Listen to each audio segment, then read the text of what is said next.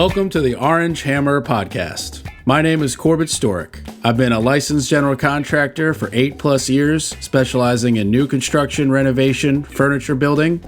I'm the son of an architect and an interior designer, and I've been surrounded in this industry since birth, watching all aspects from concept, design, build, punch list, and of course, all the problems that come up in between. In my time in Durham, North Carolina, I've noticed a significant gap in knowledge between homeowners who need work and the people who do the work. On this podcast, I hope to break down the process of homeownership from the perspective of both the homeowner and the contractor in an effort to help raise the knowledge of homeowners about their homes and the construction/renovation process. I hope you enjoy. If you're enjoying the Orange Hammer Podcast, or if you have a topic that you want covered, or have recently done a project, please contact the Orange Hammer Podcast. The Orange Hammer Podcast is on Instagram and Facebook. Please like and subscribe, share on whatever platform you're enjoying your podcast on. Also, check out our YouTube channel, The Orange Hammer. The Orange Hammer Podcast is proud to be brought to you by CRS Contracting LLC for all your construction and handyman needs, new buildings to renovations, furniture building, EV charger install, or even a TV mounted. You can call me, Corbett Storick. It'd be my pleasure to help you. You can find me on Instagram at CRS Contracting. WSDG, the Walter Storick Design Group, specialists in architectural and acoustical consulting. Check out WSDG.com. And Taylor Bragg, for all your artistic needs in all mediums. You can find her on Instagram at brag_about_art. That's brag, BRGG, with 2 G's. She's the fantastic artist behind the Orange Hammer logo, and she did my fantastic table painting of my podcasting table.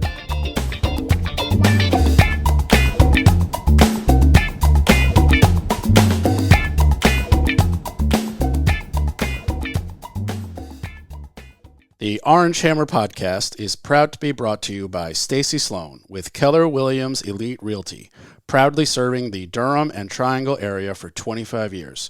Call Stacy at 919-972-1180. The Orange Hammer Podcast is proud to be brought to you by Rachel Z with Rachel Z Real Estate Team Realty. From the Triangle to the Triad, call Rachel Z at 919-323-6068. All right, welcome everybody to another episode of the Orange Hammer Podcast. Today, episode 97. Wow, we rapidly approach the century mark. I've got Ashley Selzer with Wallaby Windows and Doors in the house today, and we have conned her into being on the podcast. We're going to go yell at Leslie after this, and there you go. So thanks for turning our I don't even know what we had scheduled, because I thought we had a podcast scheduled, and you're like, I don't like my voice. We're not doing this. So here we are. I appreciate you having me nonetheless. Okay, cool. I'm going to just push this a little closer. All right. Okay. Okay, so you were telling me that Wallaby Windows and Doors, you have a niche because you can go into B&I networking groups and be above the handyman, but below the general contractor, and specialize in just window and door replacement, not like the new construction sale of windows and doors. Correct. Yeah, we can sell new construction windows and doors, but we tend to find that most contractors already have their contacts that they like to use. Some are happy to defer to us to resolve that for them because they just don't like the whole process of monitoring when the ETAs are and keeping all of that in track. So they like to lean on us for that because we do the full service replacement. So if they're remodeling, we tend to be a service to them. But for the most part, we're direct to consumer replacement windows and doors. Okay. So you obviously have to be there's got to be some sort of markup from the windows that I'm getting from the same supplier that you're getting from them. Yeah. The value we offer is in the full service, right? So you could get them and then you have to spend your time and your energy monitoring that, making sure that everything's staying in line. Did it get ordered properly? Is it processed properly? When's the ETA? Is that ETA in line with when you're going to do the siding or when you're going to do the trim work or paint or all of those other details? It's nice for you to be able to just say, hey, Craig, where are we at? And have my operations manager be able to keep you in line, keep you on budget and on time. So there is a fee associated with that additional help, but at the same time, if there's volume going on, then we can reduce that and make it worth everybody's while. Right. Okay. So it doesn't make a whole lot of sense for you to work with contractors, because the contractors we've got, or at least me, I've got a painter and a trim guy, and like it would just be a duplication of efforts. So that's why you're doing direct to consumer relations, who those people have no idea what's going on. The same reason why I started this podcast, because nobody knows anything about their house. Exactly. Yeah. It's sad. Anybody could walk into Lowe's and buy some windows, but you know, getting somebody on the line at Lowe's to follow up with that process and getting somebody to install them and knowing how to communicate how that installation is going to look. You know, are they going to do a full frame replacement? Did they factor that in when they measured the window and ordered it? Are they going to need a nail fin? Are they going to just do a pocket? How are they installing it? All that communication between them and the installer doesn't have to happen. They don't have to. Also, never order windows from Lowe's. There's that like too. Anybody listening, like at least go to Home Depot. Well, but I would say go to like your local lumber yard or call Marvin directly. Like, you know, Talbert's Lumber's amazing at ordering windows. And I have to put a pin in that though, because we are building a relationship with Lowe's so that we will become their go-to. So if you come in, your go-to installer and supplier. So we do have a relationship coming on board with Lowe's where if you go into their window department, it just launched recently with Koala Insulation. So if you go into their insulation department and you want to actually speak with somebody locally about the installation process, what's needed, and then get it all installed and ordered through them. Now it's happening through Koala Insulation, which is one of our sister brands. Similarly, the window portion will be rolling out soon. So I can't say don't buy your windows at Lowe's. That's okay. I'll say it. Yeah. I can say it. You could say it. Yeah, don't buy your windows at Lowe's. But pretty soon, maybe you could buy Wallaby windows through there. Maybe, or they should probably just call you directly if they're interested in Wallaby. Like, if you're going into Lowe's because you have a window problem, you've already lost. Yeah, you're probably too much of a DIYer for us.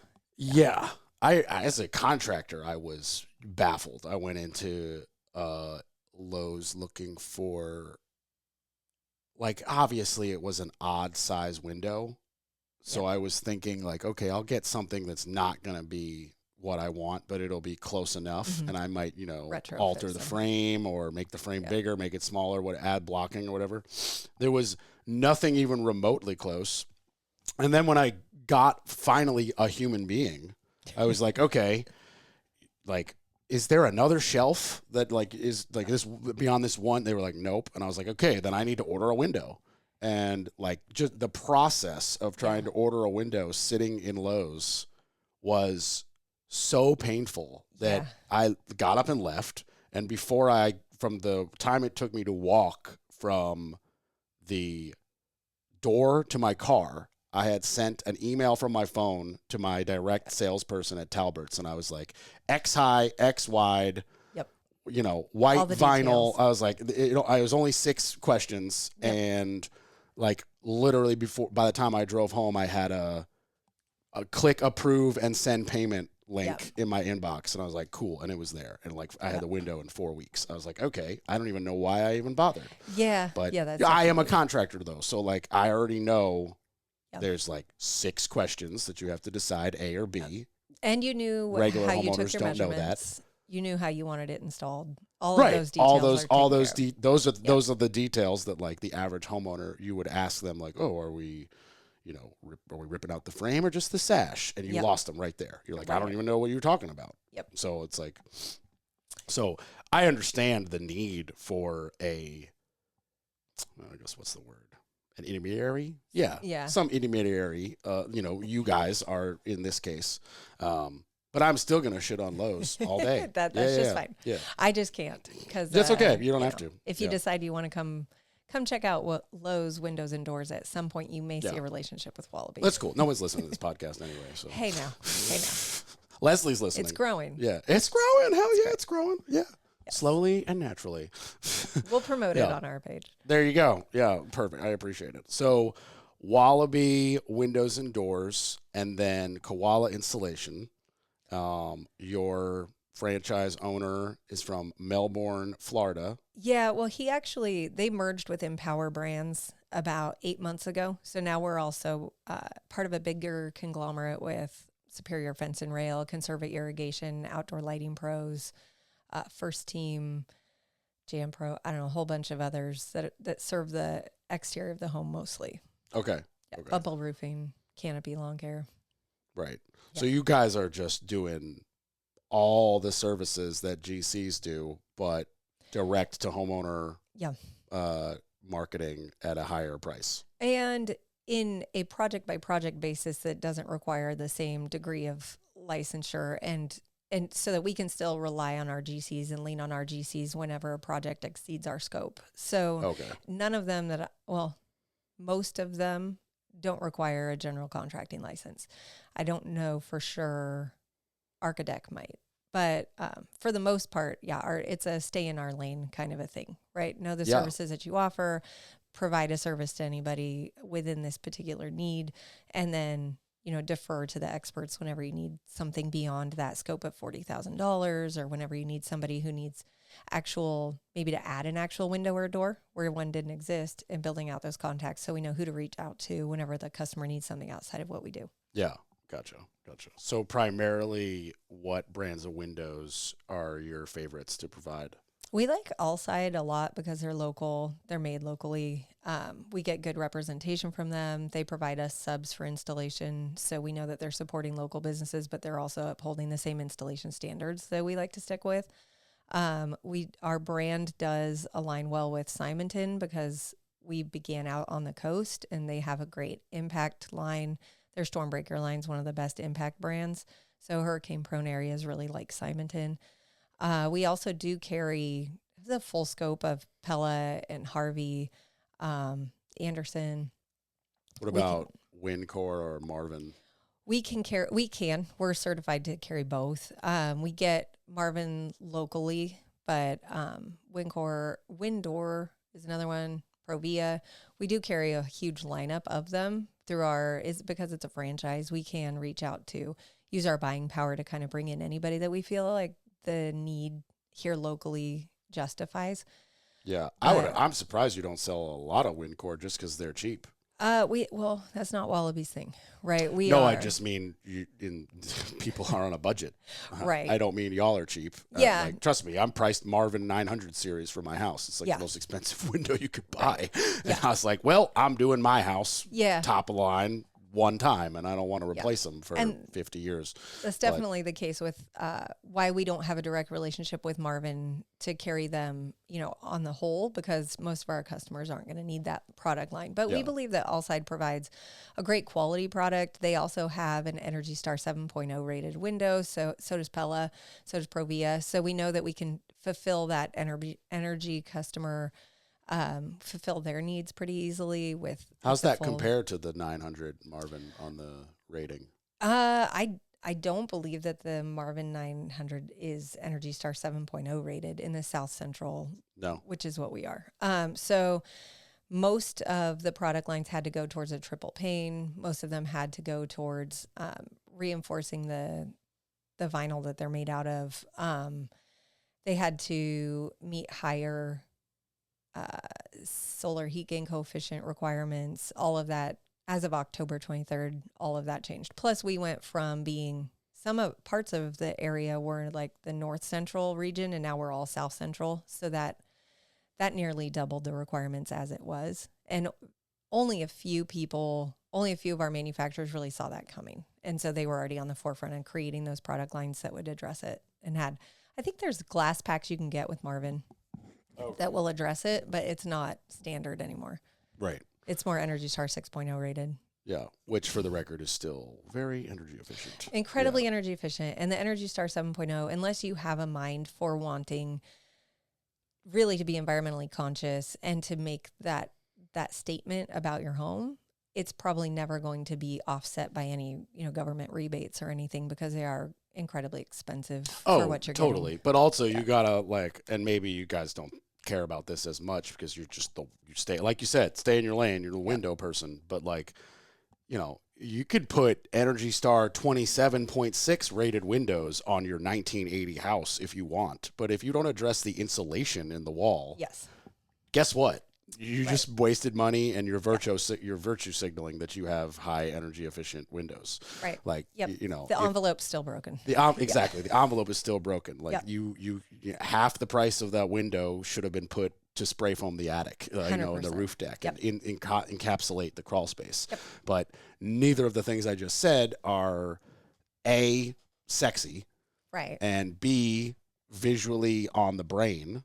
Yep. Most homeowners don't even go in their crawl space until they're standing outside the crawl space door with a flashlight as the plumber goes in to fix whatever's like nobody goes in there. Yeah. Or they got mold issues and they're trying to identify where. Right, exactly. Yep. Yeah. It's always there's a problem, let's go check it out. There's no always preventative reactive. crawl space activity by homeowners. Yep. And it's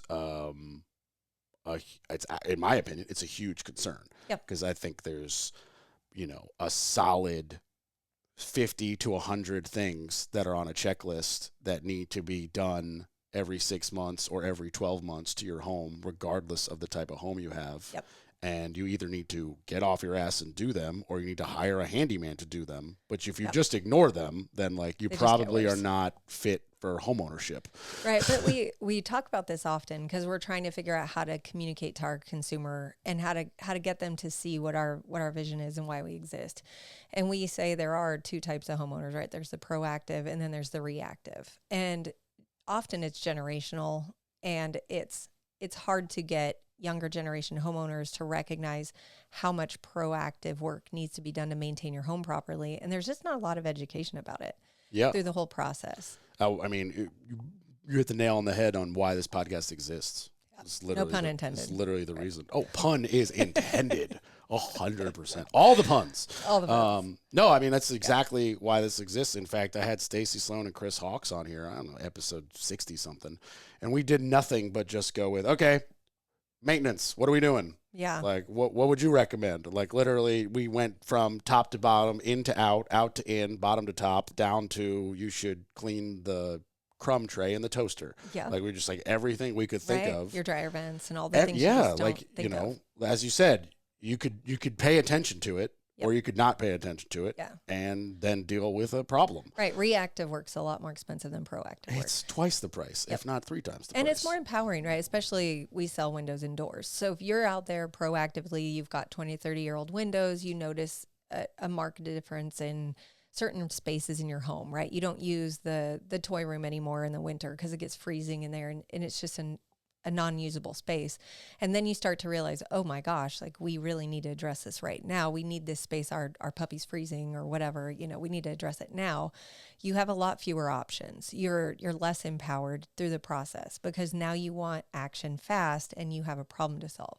Whereas if you just recognize ahead of time, right, we're creeping up on that 20 years, we should get them checked. Maybe let's take a look, see what's in the market, make a decision, informed decision, take our time, really speak with a sales consultant who understands and who's going to listen and who has more than one option available so that I can pick and I can say, here's what my pain points are. What do you have to resolve them? And they're not saying, hey, I have this one solution. It's the right one for you, right? Take your time. When you're proactive, that's your empowerment. Yeah. Well, most people see something broken and guests are coming in 3 days. Right. And they have to pay out the ass to get it fixed in 2 days, especially plumbing. I feel like is like the biggest one because plumbing usually means 2 bathrooms are now 1 bathroom, and we've got 5 guests coming, and we need that commode to be back online. Or your HVAC system. Or your HVAC, right? Yes. Oh, my God, yeah. I had my HVAC go out it was 100 degrees out. Yeah. My HVAC went out, and I had people coming the next day. Yep. Or 2 days later, and I literally, I texted 3 HVAC companies, and I was like, I will pay extra if you guys come on a Sunday. And they're like, we just can't do it. And I was like, I need you here at 9:01 Monday morning. And I had 2 crews show up. And one crew was like, this will be $8 for a little a part yep. and fixed it, and then didn't charge me the $8 because he's a friend. Nice. And I was like, can I give you $20 to go out to breakfast? He was like, no, this is what friends are for. Right. And then as he fixed it, the other crew showed up. And I was like, well, you guys did show up. So I literally walked out and I was like, here's $100, go get breakfast on me because I feel bad that like you guys are here and you would have accomplished like probably the same thing and charged me $8 for this capacitor because it was a capacitor, tiny little, basically a large battery is what it looked like.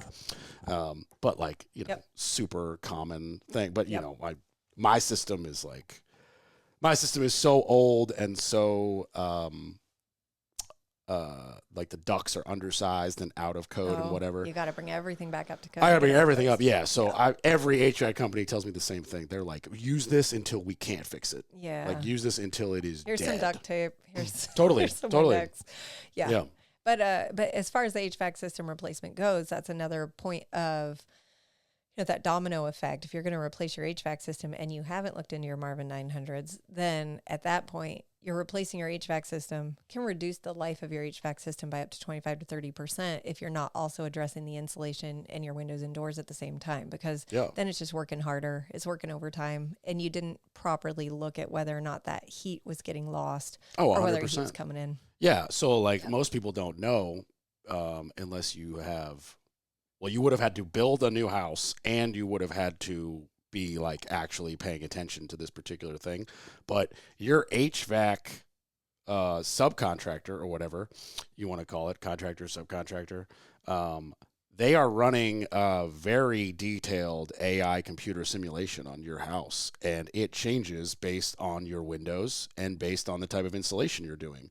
So like my HVAC guy loves me. I'm giving him 2x6 walls, spray foam, heated slab on grade, no attic, a mechanical room inside the envelope, and Marvin 900 windows. So he's like, okay, well, you don't even need heat. You just need like, we're gonna build you a little fire that'll heat it for 6 years. You know, like it's like, it's a joke by comparison, but you know, it also has to be said that like, yeah, cool. Window replacement's awesome, but it's not really even a conversation to replace insulation. That's like that's a gutting your house. You can't live in your house and do that. Like you can have windows replaced in 3 days. You can have a crew rip the old ones out day one, leave day 2 with the new ones installed, come back day 3 with it trimmed out, and day 4 maybe paint and caulk. Day 5 possibly a touch up, and you're done. Right. Like we got big crews too, so it's often a 1 to 2 day install. Right. So there you go. And then you get that visible, you know, satisfaction. Yeah. You see that, oh, now I got rid of those, you know, whatever I wanted grids, and I now have them. My home looks complete. Or I got rid of those grids. I can see so much more out my windows. It's so satisfying. Of course. And color change and style change. And, you know, maybe you went with wider trim or thinned out the trim, or who knows? Or the trim was white, now it's beige, or pick the option that is your own personal love fest with your home, because you should be in love with your home and enjoy its beauty and its safety and its security. But the most you can do, if we're being real, is add some spray foam from a can around the edges. You're not busting open the wall to re-insulate. And nobody's standing there in their attic staring at their newly insulated attic, just so satisfied. No, only contractors. Only contractors care. I'm the one who stares at an attic that now looks like it's full of marshmallows. And I'm just like, so cozy. The efficiency. Yes. I'm like, we could go up there now. It's conditioned. Like, nobody cares. Nobody cares. Yep. And I think that's a big part of, so when koala insulation started, it was part of that whole concept that home improvement and home maintenance is slowly moving into an in-home process, right? The sales process, the communication process is slowly moving into a consumer's home. And it's still largely dominated by construction-minded people who aren't necessarily thinking about the respect that goes along with being inside somebody's home, taking their shoes off beforehand, making sure they're communicating what they know and making sure that knowledge transfers as seamless and respectful as possible, that they're aware of people's time and they're getting out as quickly as possible, and they're allowing the consumer that space to make that decision. Yeah, it's tougher when you go from like, you know, if you're a plumber and the last 7 jobs were new construction where you're dealing with a fellow tradesman contractor and there's no client yet, and it's subfloor that you don't give a crap about, and you glue dries, nobody cares, versus this is John and Jane Doe's house, and we need you to delicately pull a toilet and drop a new toilet and caulk it nicely and leave no mess and no muddy boot prints, and like that. It may be under the umbrella of plumbing in this example, but this is a drastically different service. Right. And it's that customer forward approach. And I think Koala started and they saw the need in this industry, and they also felt like they knew they were providing a service. They knew that they were improving home efficiency. They knew that they were doing well by doing good. And it was hard to communicate. That was getting lost in the message. And I think that the owner of the franchise, I think he saw home energy efficiency, energy consumption as something that he became really passionate about, but he also wanted to see it, and he wanted his customers to see it, and he wanted excitement. He wanted to improve another sector where he felt like, I shopped my local competition. I had 9 of them out, and the number of times they sat there for more than 3 hours, I had to ask them to leave. They didn't take their shoes off. One asked me for my Wi-Fi password so that he could show me his sales demo. One knew nothing about windows and wasted my time. One told me that the vinyl in my windows was killing my children. One told me that the same reason that I know the shock on your face. It's so true. Like the number of lives. Actually, my face is zero shock. I'm just like, yeah. And it felt like this. I'm counting the different sales tactics in my head. I'm like, okay, so playing dumb, overly timed, trying to connect, scare tactics. I'm like, okay, these are all scare tactics. You can't get me to leave your kitchen table. Yeah.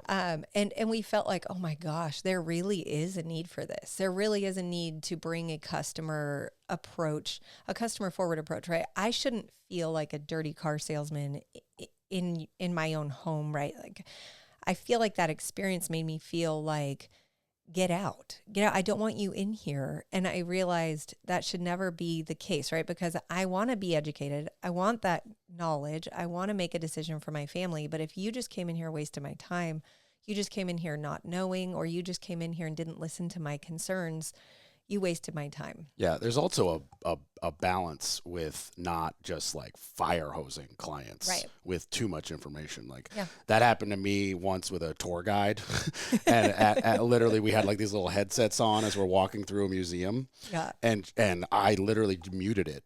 I was like, I'm just going to pretend that I'm listening and go to the right because I'm not paying attention. I'm not retaining You're not retaining anything. You're speaking too fast. You lost me 30 minutes in.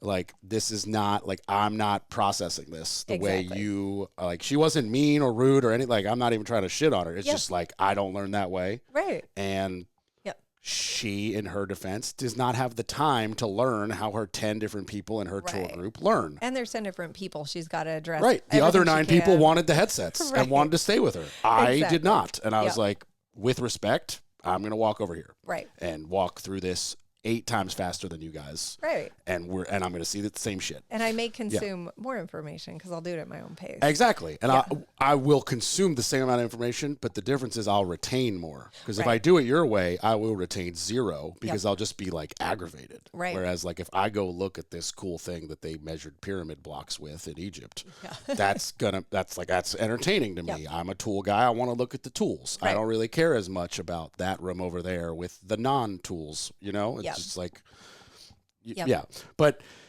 that is a huge problem in the construction umbrella as a whole, where it's like you get an industry leading expert, HVAC, plumbing, fill in the blank, windows, doesn't matter.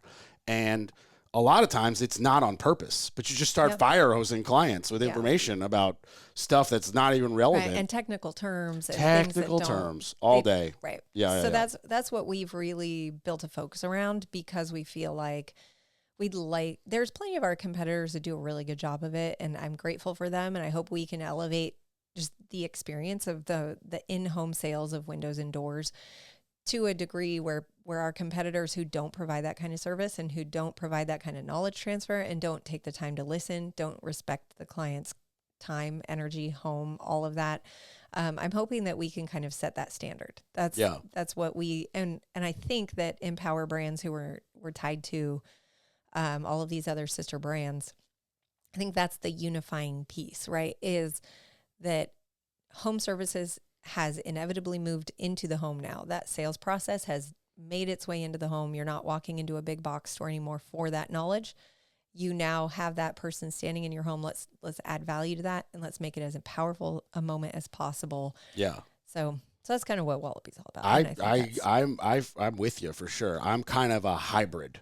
Yeah. Where like I will go to your home and you get a personal touch of me. If we're talking windows specifically, I'll measure them and I will provide you with like this money cost is to pull them out, put new ones in, trim it, paint it. If we need sheetrock on the inside or trim on the inside, and like that number is not changing. Yep. And here's a phone number for a window provider. Go pick one of 10 million window styles, colors, and prices. Because as somebody who is not you doing windows every single day and also only windows every single day, because I might get a call to hang a TV tomorrow. I might get a call to replace a window tomorrow. I might get a call the next day, build a garage. Right. I don't have the time to hunt down to walk into to the window person with a binder of the windows and be like, this one is 200, this is 276, do you want a screen? Like, no, what I can do is take I worked really hard to get my subs and my trusted people. So I can give you a direct phone number to a salesperson at Talbert's who's my person and be like, Melissa is expecting your phone call and she's going to walk you through basically the 4 price points, and then inside those 4 price points, the 15 or so options in each price point. And then once we've narrowed that down, we're talking aesthetics you prefer. Do you want grids? Do you want screens? Do you want the top sash to move? Do you want the top locks? Like all those different things. And I guess we could run them down real quick for listeners. So obviously the glass part of the window that you're going to be looking through, most windows have an upper and lower. We call it a sash. Right? And it bears, I think, mentioning, since you're talking glass, there are really only 2 main glass manufacturers. Most window companies get their glass from the same people. So the thickness changes, but for the most part, purities and imperfections and warranties and things like that it's a kind of an industry standard. It's not going to change a lot. And correct me if I'm wrong, but the glass doesn't so much get thicker as they add a layer.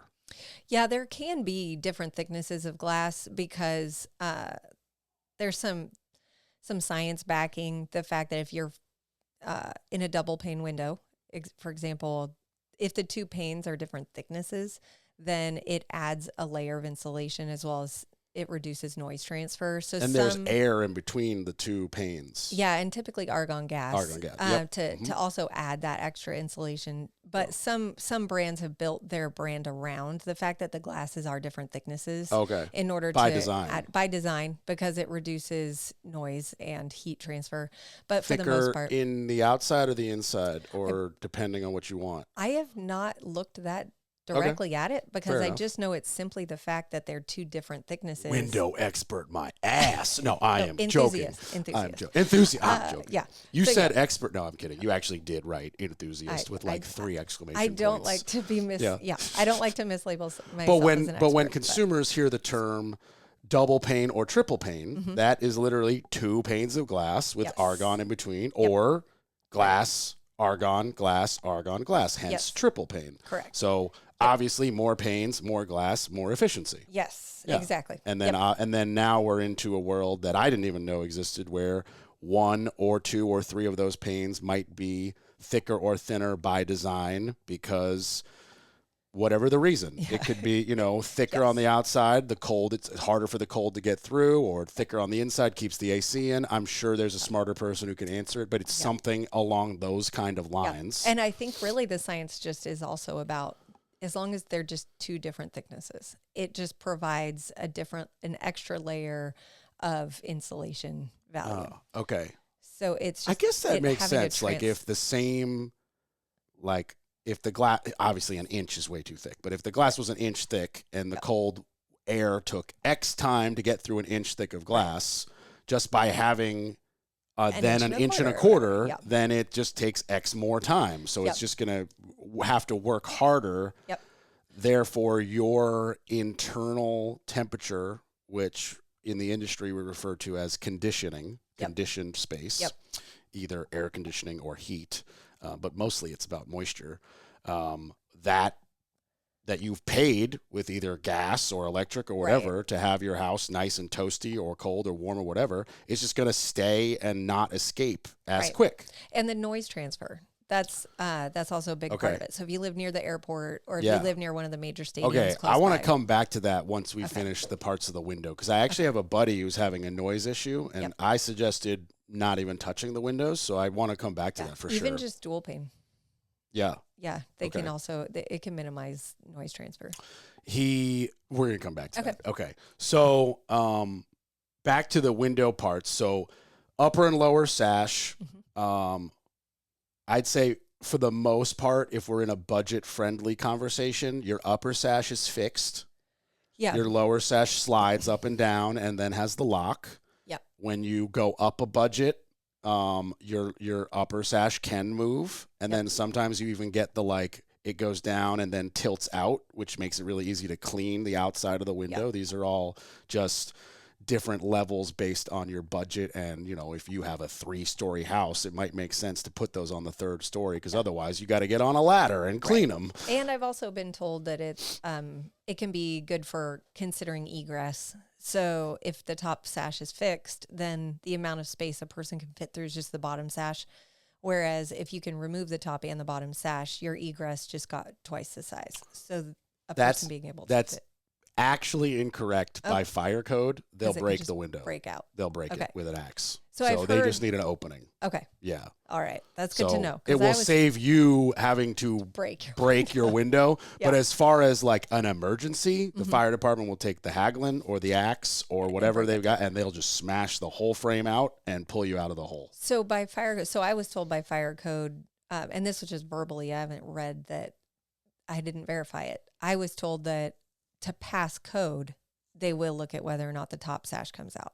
Even though they will break the top one if they need to, I was told that, especially retrofit windows that are meeting new codes, that the bottom, they'll only take into consideration how much space is in that opening.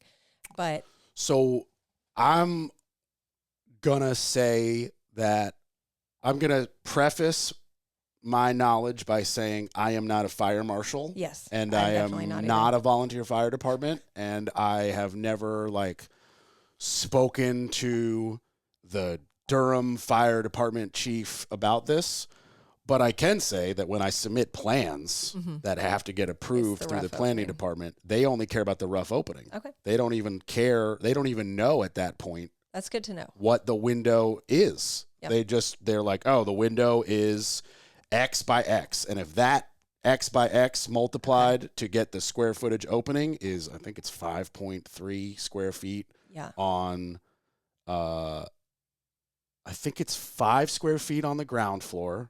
And then it's 5.6 on floors second or above third. because they Okay. need a little bit bigger for the basket on the ladder, I okay. think. Yep, makes sense. So I never submit plans. So that would There make you sense go. why Yeah. I just was told this. And honestly, I was told it out when we lived in California. I was told we So couldn't- California has its own laws. That's true. Well, okay. It's its own island, really. It is, and I've spent 2 years in California, and I'm a fan of certain parts of California. I didn't mean California has its own laws.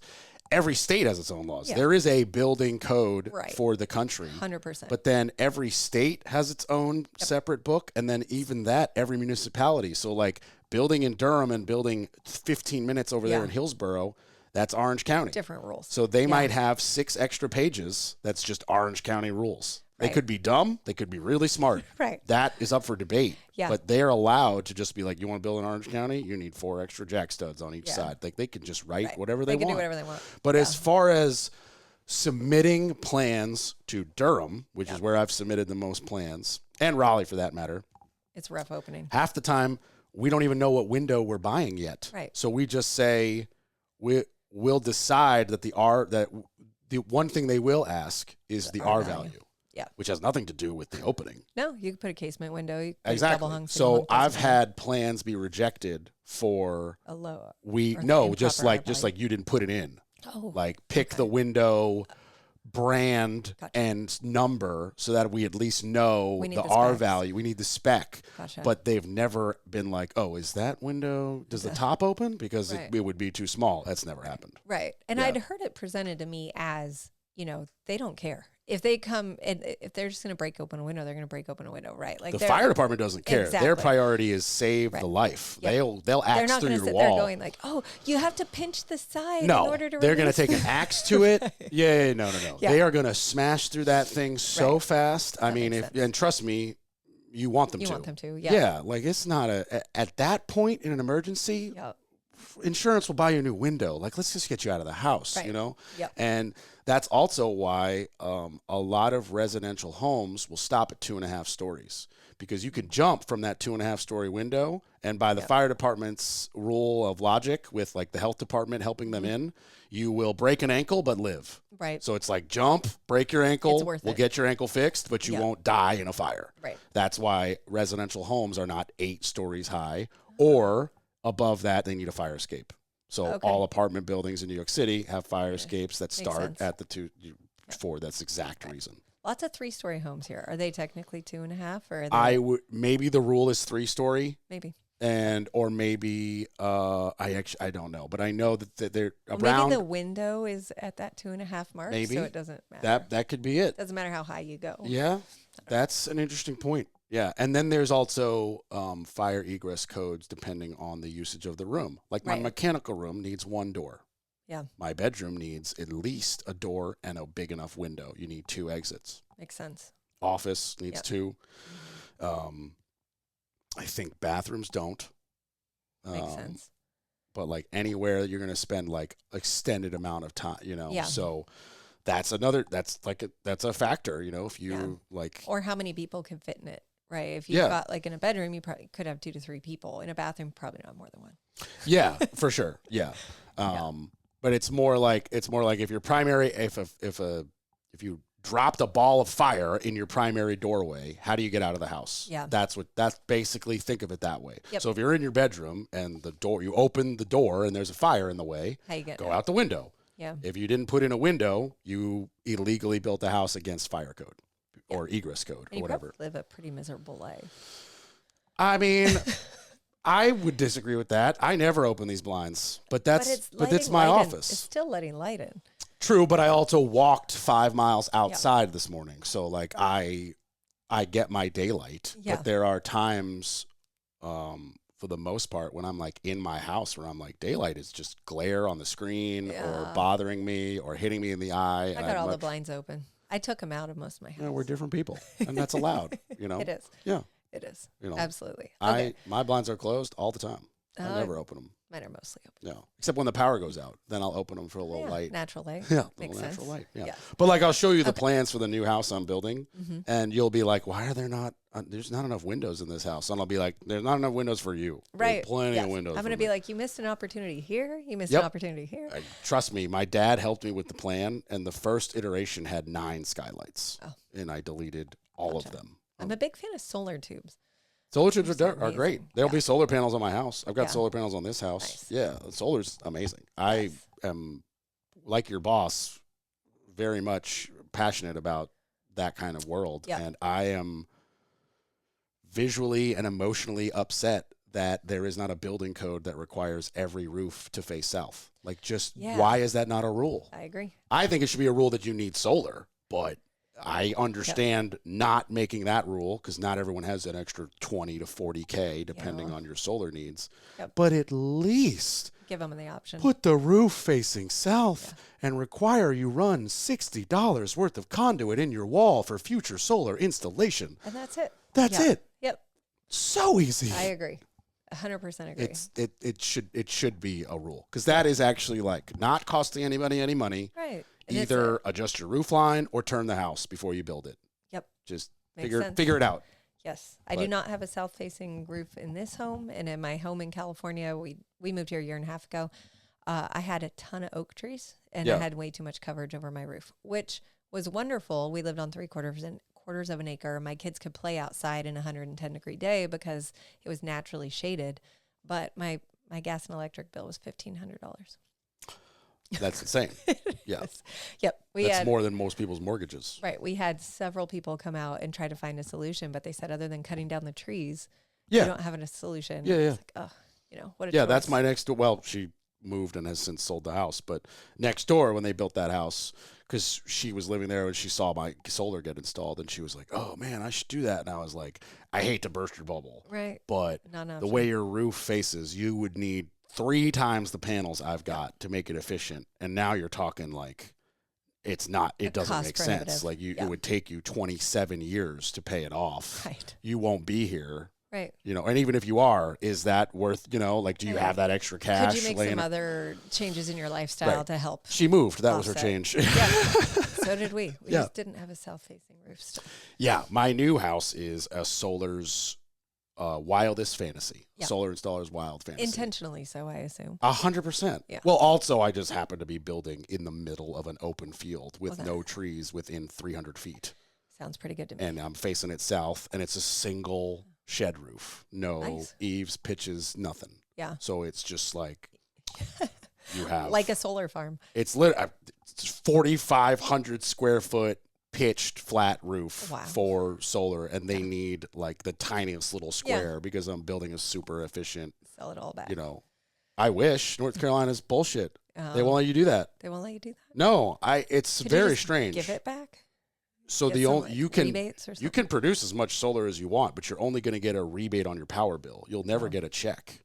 Oh. So there's a moment where you've offset your bill 100%, and then you could produce more solar, and you're just being a nice human. Do they send you a postcard? Say no. Thank you. Nothing. I doubt it. Oh. Yeah. Whereas like in New York, you could just build a solar farm in your backyard, pump it back into the grid, and get a check. Makes sense. Of course it makes sense. North Carolina's very backwards in that regard. I don't get it. They're forward in a lot of things. Sure. I'm going to let it pass. Yeah, okay, fine. Yeah. Especially like in the triangle, they're pretty forward. They are. They're pretty forward here. They are. I mean, you're former California and I was there before here, so I was actually having a conversation yesterday with some buddies about the insane unknown connection between the tiny mountain town of Asheville and the tiny beach bungalow town of Santa Cruz, California, where I was living. Mm-hmm. And like everybody I met was from North Carolina. I was like, what are y'all doing here? And they were like, same with Chico. Chico. I mean, it's like basically everything I hear about. Everything I hear about Asheville, I feel like it's like just a mini Chico. Yeah, 100%. Yeah, it was very strange. Like everybody I met who wasn't born and raised in Santa Cruz was from Asheville.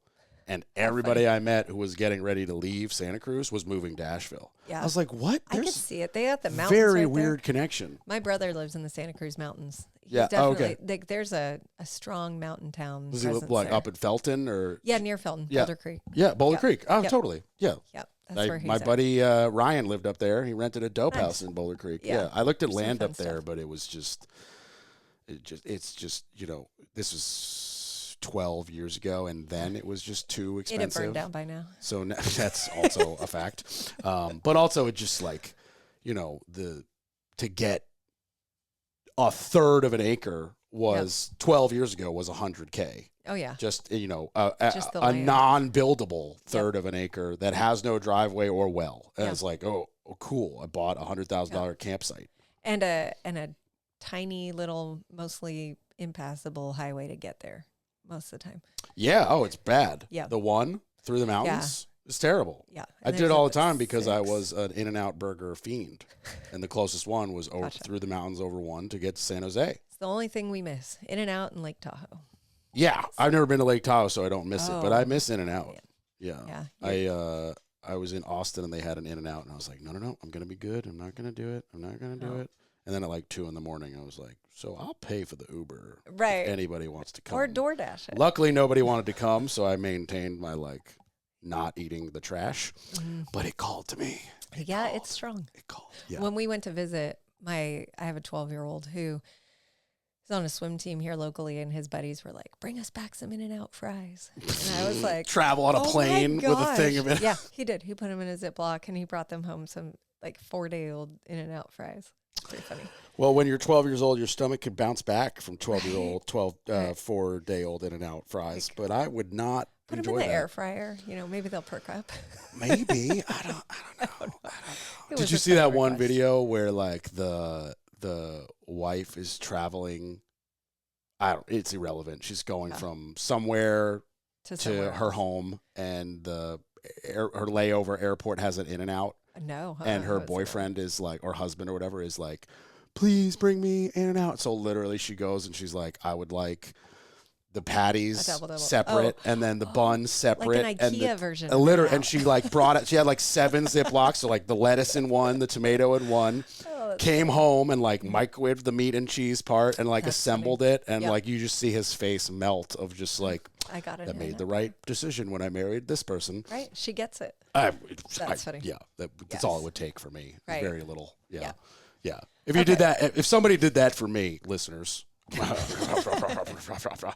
Right. you'll be officially the #1 lifetime greatest podcast guest. It's got to be in the airport though. Otherwise, it's probably a no-go because you get to travel with it on ice, get it here safely without. Yeah, I mean, unless you're like driving to the airport, like on the way to an airport. But how do you get it through security? I don't know if you can. Some are weird It's about not liquid. organics. Yeah, I don't know. Some are weird about it. I mean, international never would happen. That's true. Yeah, that's true. Okay, so back to a window. Yeah, sure. We could bring it back Got in. a window. Yeah. So we talked about sashes. Got sashes. And the sashes sit in what we call a track or a frame. Yep. Either one, I guess, is accepted. Studio Dog is saying hi. Willie Bear. Hi, Willie Bear. So the track that's where things get interesting because most of the time that's what dies first. Because it's not seen as much. It's not wiped down and cleaned as much. It's not dried as much. And if moisture gets inside those tracks and freezes, it will, like everything else that freezes, it will expand. And if you have, like this one customer I had, she has I want to say they're metal. So they didn't rust because they were aluminum, but they just literally expanded. And now she has like literal pieces of foam wedged in between her sash and her frame to stop the air gap because she can't afford for the window replacement. I've been out there and I was like, the cheapest we can do is just do a sash replacement and a kit replacement. But the frame, and, right? And your windows will get like a tad bit smaller, but like it'll be, and you know, it's still a lot of money, a lot of windows, big windows. And she was like ready to go, and then something broke in her house, and she had to fix that. She's like, it's back to the sponges. Keep living with it. Yeah, literal cut up pieces of sponges. Well, that's the concept behind thermally broken aluminum. So now they allow thermally broken aluminum. Yeah. Okay. So because aluminum's such a good transfer of heat, and aluminum windows are still popular, right? The black on black look is still, if anything, it's on the rise, and everybody wants it. And you can get extruded vinyl in black, and maybe it'll weather slowly, but painting your vinyl definitely not going to last you forever. So if you want the black on black look, you either go with wood or you go with aluminum. And with aluminum, the frame itself can conduct heat, right? You can just get all that heat transfer through the metal. So they created thermally broken aluminum so that it breaks that transfer of heat from the outside of the frame to the inside of the frame, which is basically just putting a sponge in between the two. Yeah. And I think this may have been that type of window because I think we actually saw the foam sponge part. Yeah. And our best guess was that is what was soaking up moisture, and when it soaked up the moisture, the sponge expanded. Then it froze, and the water expanded even more, and it just popped. That's crazy. You know, because we kept trying to think like it was just so weird. We had never seen like this particular type of failure in a window. I'm there with like 2 Talbert's window experts and like my window salesperson, and we're like, "Have you seen this? Have you seen this? No one's ever seen this." And we're just like trying to think like, okay, not installed incorrectly. Like this is a good install job. Like the caulk's holding up. We're like just trying to figure out like what it could have been. Yeah. And that was our best conclusion was that, you know, just enough moisture got in from, you know, it's south-facing window. You get that direct rain. Yeah. And, like, just enough hit the sash. Just pulled up. Sucked up by that foam. Yeah. Sat in there. So something must have already been exposed that shouldn't have been. Somehow something exposed, because that shouldn't be exposed to where it can even come in contact, right? Right. There should either be, like, a desiccant or something drawing that moisture out. So something went wrong. Yeah, maybe those were full or they were blocked. Yeah, something happened. possible. Yeah, Like, you know, maybe the weep holes were blocked and it was, Yeah. yeah, you know, maybe they that's caulked probably the what weep it holes. was because it's in a brick house. Yeah, And the brick weep holes, if they're not done correctly, Right. there you go. yeah, that Yeah. definitely could have caused it. That's true. Yeah. A lot of people think about the products on the outside of your house as blocking the water. And yes, that is a huge thing that they do. But the way that everything is layered and constructed when talking about house wrap and siding and window tape and sheathing and then siding itself, it's all thought about like this is your protective raincoat. Mhm. But when, not if, when the water gets in, what is the path for it to get out? Right. And And- people forget that your house needs to breathe. Yeah. Right. And that's a part of the communication of the envelope that doesn't get across for a lot of people, right? Especially like we're talking about insulating the attic and things like that and not having proper ventilation. If you insulate too well, then you get that buildup of moisture just because you have plants and you breathe and all of that kind of stuff. You're using gas appliances and your home needs to breathe. So windows do have a breathable factor to them. So if that breathing is either blocked in the wrong way and moisture is allowed to build up, or like you said, the weep hole might have been closed. So is this something I should be concerned about? Because I'm doing a house that's slab on grade, spray foam walls, spray foam attic, spray foam roof deck. There is no attic, and not Yeah, but an abnormally amount of windows. you'll have ventilation in your bathrooms, right? So you'll have Yeah. bathroom fans to help offset the humidity there. Yep. You've got a hood over your There'll be a range hood. So you've got various points in which your home's breathing. You know this stuff. I you know. do, but also like this I feel like- will be the tightest house I've ever built, Yeah. and it happens to be for myself and Yeah. my buddy Matt, who I went to high school with, who's a Energy Star rated builder in Vermont, where it's really, really cold. Yeah. He looked at my plans and he was like, "Don't spray foam. You're going to have moisture problems." And I Yeah, was like, inside. I don't think you're correct." And he's like, "I'm telling you, you're going to have like." Your windows will be humid on the inside for Yeah. sure. Yeah. You'll have to utilize your other ways of letting your home breathe. You'll have to crack your windows occasionally to let that. God, I don't. I know. On a non-humid day, I think, like on a non-humid Don't day, say it. Lie to me. live by your Weather Channel app. But right, you're going to need it to breathe. You do have to release the moisture that's created inside out. Otherwise, it will build up on your windows, right? Because that's where the coldest spot is. So that's where the moisture is going to condense and form on the window. So then you're going to get issues of pooling, things like that. But I think that if you're properly utilizing the ventilation fans throughout your home, then you should be fine. That should be taken into consideration in the windows and the doors. But at the same time, they do rely on the fact that there's air circulating out through other ways, like an attic fan. Yeah, like most attics have a roof vent on purpose or soffit vents, but Right.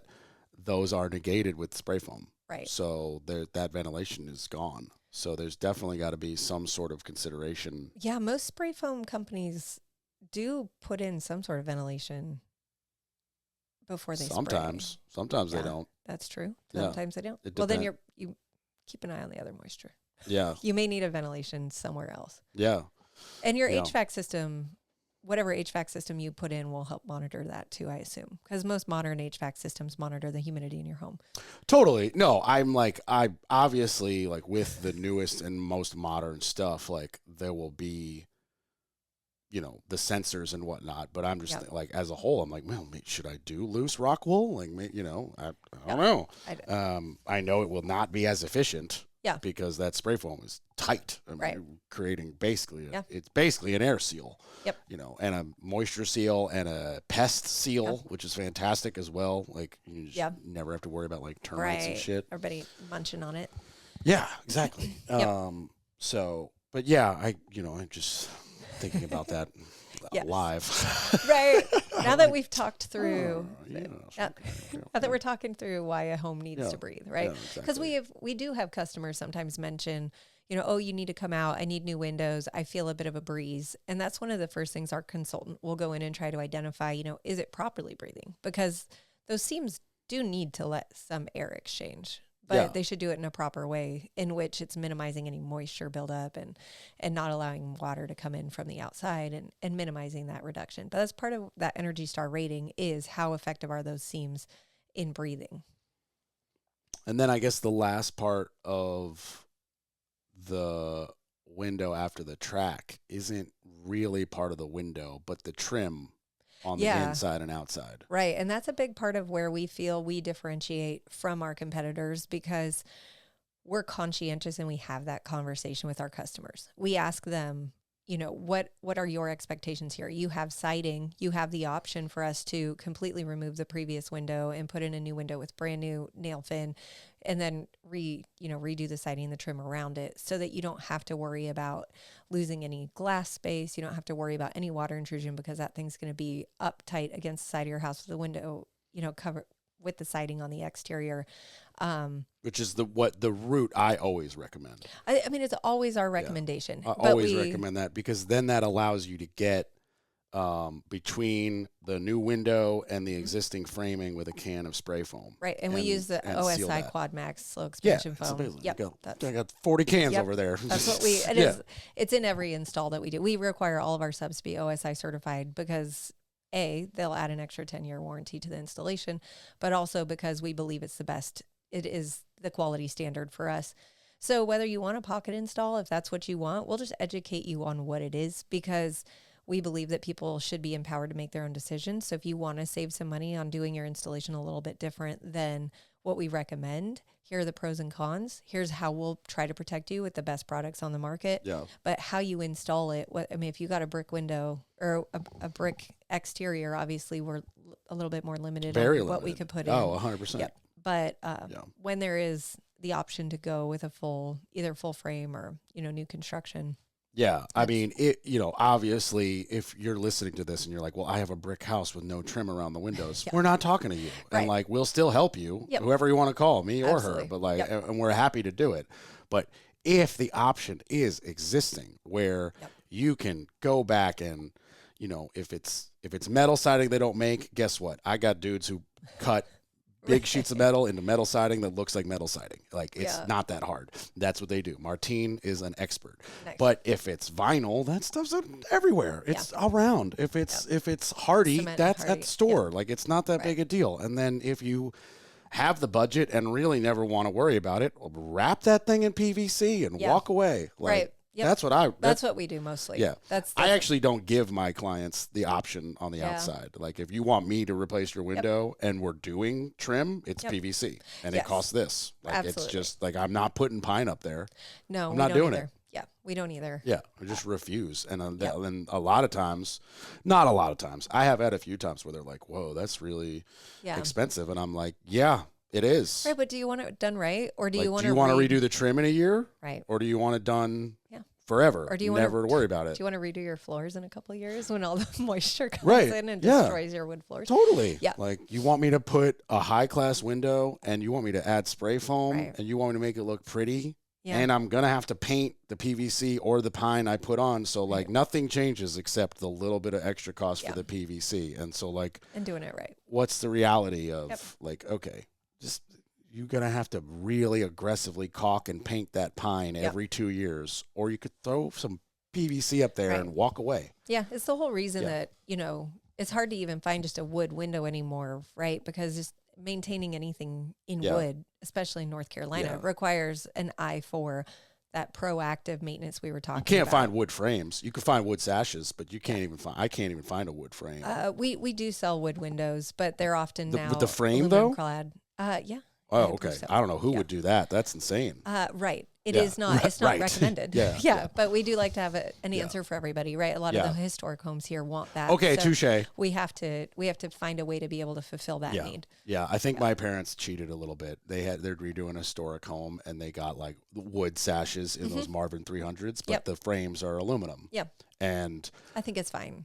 I think that's the way to go. It's definitely the way to go. Your aluminum will never rot. You maintain the paint on the sash, and worst case, you replace the sash in 20 years. And now they have aluminum clad wood windows so that the exterior is aluminum and it's a wood match, but still a wood window, and it still gets the reason I'm interior. using them. They ordered too many windows, and I inherited them. And I Nice. was like, well, I will take these I will 3 work windows, around it. and then I will match my window order to these 3 very nice Yes. windows I Exactly. already own. At Perfect. $900 a window, we're going to just save cost. $2,000. Yeah. Like, boop. Exactly. Yeah. And the window guy was like, you're sending me sizes your parents didn't order. And I'm like, bro, I physically have this window in front of me. Somebody ordered I'm it. telling you, Yeah. this is the size. I got it. Copy it. I can prove it. We went so many emails back and forth. Like Stacy at Talbert's, I love the guy. He's amazing. So many emails back and forth. Finally, he just calls me and he's like, "What are you talking about?" Right. And I'm like, "I'm gonna text you the sticker on the side of the package in a day, and then that's all. Everything cleared up." I was like, "Here you go. There's one." There's the other one that looks the same. Here's this tiny little 1 foot by 2 foot window. Wow. I need 2 more of those, and I need 8 more of these. And he was like, "This is easier now." I was like, yes. "Good, The sticker helps. yeah, make it happen." Yes. Yeah. We often recommend peel the stickers off, put them in a folder, put them in your cabinet, and then you can always reference what you got. Or at least take a very clear picture and then open up Then a check folder it. on your computer that says house with the address, and then inside that window info, and put the picture of the sticker. Yeah. I got a binder in the closet. Like, helps with everything, right? Warranty claims, helps with replacement sashes or whatever. totally. Even honestly, even color. Yeah, that's That's true. a lot. Matching color. Matching color is really hard. I don't do it, I will admit, but I saw on Instagram one time, it was a still picture of the inside of a switch plate cover. Mm-hmm. Like it was like 3 switches, and the inside of the plate had like breaker number, whatever. Oh, that's so smart. Paint color, blah blah blah. All the info. Like everything you needed. A And cheat sheet for each one. Whoa, that That takes is. 1 second with a Sharpie. I was like, I like that. And you're already there because for some reason it's in your hand. Yeah. Well, yeah, Like either whether you something's switched wrong them with the out or- electrical, so it's breaker 26. I don't have to go around and flip 20 breakers, or we're taking this off to paint. Oh, Bear 462. It's midnight blue or whatever. I don't know, whatever it was. That's just like why have to think about it when you can just have it. It's right there. Yes. Like any painter worth their salt's taking that off. I was just going to say, I'm holding my tongue and not saying if they took the cover off to paint. Well, if they're painting anything involved with me, they took it off. Oh, yeah. Absolutely. The painter who does not take off the light switch covers does not paint for CRS contracting. Exactly. We fire that guy. We actually just don't hire that guy. Yeah, that's a good point. Yeah, So, I painted the first house we rehabbed myself with a sprayer and 2 friends. And then I hired Felix for house 2, and I've never not used him ever again. I was like, I'm never doing this again. And he just made my life easy. It's good to know what your value is too, right? Like I don't need to be doing this. There's somebody whose job it is to do this and do it well. It doesn't need to be me. Yeah, I also had no idea that painting takes 5 seconds. Putting up tape and plastic takes 7 days. And I was like, I don't have the eye. Right. I don't have the steady hand, the eye. I was like, we're going against like a sloped ceiling to a wall, and we just have to cut the line. I was like, I'm not. Nope. We need a pro. I agree. Yeah. Yes. I was like, nope. Negative. Yeah. Call a friend. No, I did this with 2 friends. Never again. Yeah. Right. But Felix is now your friend. Felix is the man, and he's my roofer and my painter and my sheetrocker. Nice. So the fact that he does paint and sheetrock, he has saved me headaches so many times. Yep. Because We were talking about the value of a good handyman. That's knowing that whenever you need those little patch jobs done or those little, additional little steps, I didn't anticipate that when I quoted the job. Now I know exactly who to call. I know who's going to get it done quickly for me, and I don't have to sit here and do it myself. 100%. And for listeners, that is a huge fight. The painter versus the sheetrocker. Yeah. Unfortunately, there's like in the this, but for listeners, the process is like, okay, your walls are framed, all your guts are in there. Now you sheetrock it. So sheetrock is actually 2 steps. You got your hangers who walk in and just throw board against wood with screws, and it looks terrible. And then you have the finishers who go in and put mud in the seam, put tape over the mud, put mud over the tape. It dries in a day. They sand it. Yeah. Then they possibly match the another texture, coat. whatever the texture. Yeah, or is. if there's a texture, they got to spray that on. That's kind of, we're moving away from that, but like anyway. And then the painter will come back in and put one coat of primer, and then he will leave, and the sheetrocker will come back in, and the primer will expose imperfections. And this is like, you're laughing, but this is just where this is like part of the process. It is known. Primer will expose the little divots, and they need to go back and put a little mud and wait and dry and sand it. Especially if you're not texturing. Yeah. And then the painter will come back and do 2 coats of the final color, and there's always another spot. Yeah. And it's always a fight where the sheetrocker blames the painter and the painter blames the sheetrocker. Well, guess what? When one guy is both, I just go, look. Yeah. And I don't care who he calls. Right. Felix can call his painter, his hanger, his finisher. I don't care. Yep. He will take care of it, and I will write him a check when it's perfect. Right. And I like the headaches that are removed. Heck yeah. Oh, God. Worth every penny. Every penny. Yep. Yeah. And I've told a much detailed story a few times where one house I went away from Felix, hired a separate painter, a separate sheetrocker. Was he not available? No, he wanted to charge me too much money. Oh.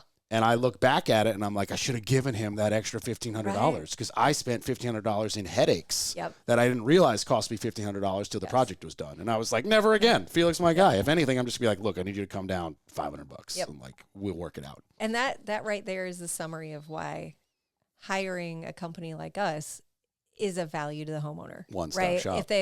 If they decide to go source the windows themselves, find the installer themselves, all of these little pieces that we already know that are part of our everyday, they're part of our process, they're part of our obsession, they're part of what we've built and systematized so that we know that our customers are getting everything they need from point A to point B. All of that becomes their headache versus there's value in letting somebody else handle and tackle all the stuff behind the scenes, having somebody else manage all those relationships, manage all of that timeline, make sure that at the end of the day, there's somebody I can call if, hey, that sash, looks a little funny to me, or are the grids right? Can you come look at them with me? And knowing who to call for that, knowing that somebody's going to take pride in their work, know that somebody's going to step up and say, I'll look at it with you. Let's go over and make sure you're 100% satisfied. That's the value of hiring a specialist for replacement windows and doors versus, somebody who does it all. Yeah. Yeah. And I mean, it's difficult for a lot of homeowners to see that value because it's easy for a homeowner to be like, okay, the window cost X. Yeah. Right. So then you're like, okay, the window cost X, but Wallaby wants to charge me 3X. And it's not like, quite that, I promise. But no, I just couldn't leave that on record. There's zero implication that I'm cutting just that, and I'm gonna cut out you saying no. Just can't go on record saying we're 3X. 4X is what Wallaby charges. Right. Yeah. Never 3. Yeah, never 3. 3's not enough. But it's difficult sometimes for the consumer to see like, oh, they're not overcharging me times 2. There's an entire skill set, knowledge set, and like, the labor, whatever, all of the things that are completely appropriate and should be charged for and marked up for your company. Your company has insurance. Someone drove there and that's the fill in the blank of all the things. That's a can of worms right there, especially with North Carolina upping the minimum or the maximum to $40,000 before you need a GC license for a lot of work. Now it went from 30 to 40 this year. And now you've got all these people out there potentially doing $35,000 worth of work on their home with somebody and not understanding that they need to vet and make sure that person's properly insured, general liability insurance and workers' comp insurance, right? Yeah, I'm not even shitting on you, but hire people with a license. Like, this is insane. Yeah. You just hire Joe who lives next door just because it's now $32,000 and he can do it. Like, are you out of your mind? Yeah. Like, and if they fall and hurt themselves, it's your homeowner's insurance. Screwed. If they damage something in the process, it's your homeowner's insurance. It's you who's liable instead 100%. At least take the time to make sure they're properly insured. Yep. It's like the minimum that you can And do. between you and me, 30 to 40, nothing changed. That's an inflation adjustment. Right. Like the cost of materials went up 25%. Nothing changed. The $40,000 job is not a big job. Right. That's it really can be. It can be a bathroom remodel. It can be something pretty simple, and you have it. Tiny. It's nothing. Yeah. Yep. And I know listeners are like, what? But I didn't make the cost of tile. I just know how to install it. Right. Like, what do you want me to tell you? Like, Absolutely. Like the part at the plumbing supply house is more expensive. I'm not eating that cost. Right. It's got to be passed on. It's got to be passed on. Yeah. Like plumber tells me it's 20% more. Yep. Guess what? Your shit's 25% more. Like I don't know what to tell you. Don't do the job. Or like this is just the cost to do the work. It's just the cost to do the work. Yeah. There's know, and I've definitely lost out jobs. I'd say 90% of the jobs I don't get are not because I charge too much. It's just because the person had no idea what it should cost.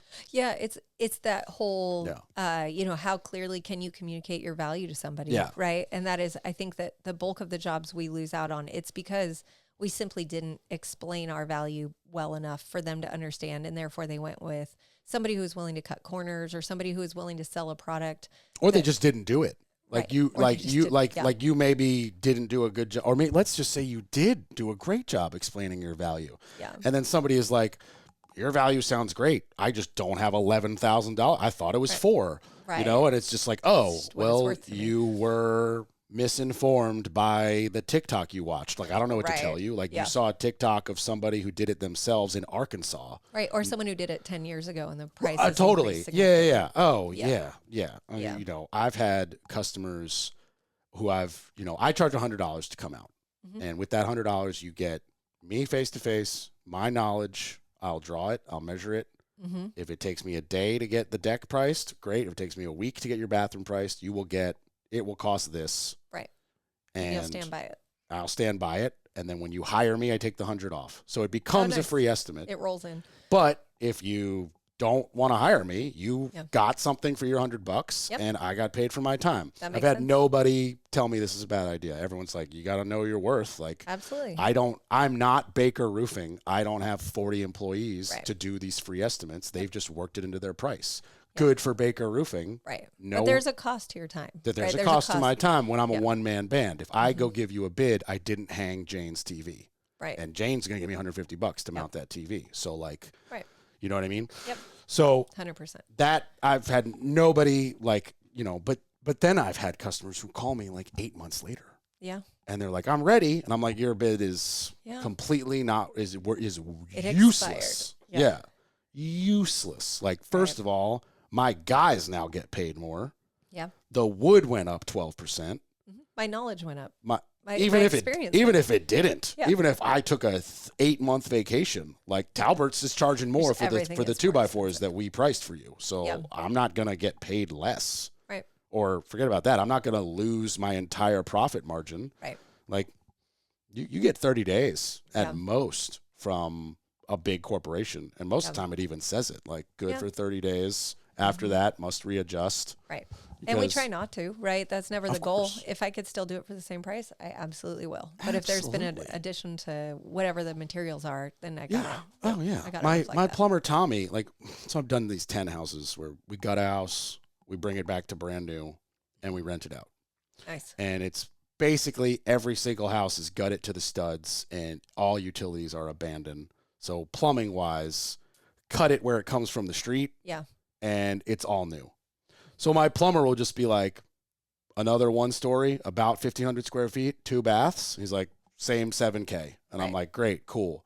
House 2, $7K. House 3, $7K. House 4, $7K. House 5, COVID. Oh, geez. And he just looks at me and he goes, everything, every fitting, every piece of pipe, every stick of PVC is up 20%. Yep. And he just looked at me and he went, 7K plus 20%. Right. He was like, there's nothing I can do. And I was like, I respect that. Yeah. Like, I feel like somebody else who didn't know me would have been like, it's 12K or would have done more. It was a big discrepancy during COVID. The people who were living in the supply chain and then the people who were just consuming and communicating the difference. The disconnect was it wasn't even there. There was just no, And it was so frustrating if you were in any industry in which the supply chain was impacted, because you lost that trust amongst the consumer, because the consumer just couldn't understand, like, how did it go up? Explain to me how it went up. Why are your prices? I don't trust you now because you said it was X, or it used to be X, or, you told me it would take Y amount of time. All of a sudden these things don't exist anymore. And like, we had to rewrite the rules. And if people weren't following, and if people weren't truly understanding and living it in other ways, if they couldn't relate it to something else, like, oh yeah, I tried to buy a couch the other day and this happened, or, oh, my friends also did a remodel and they said this happened.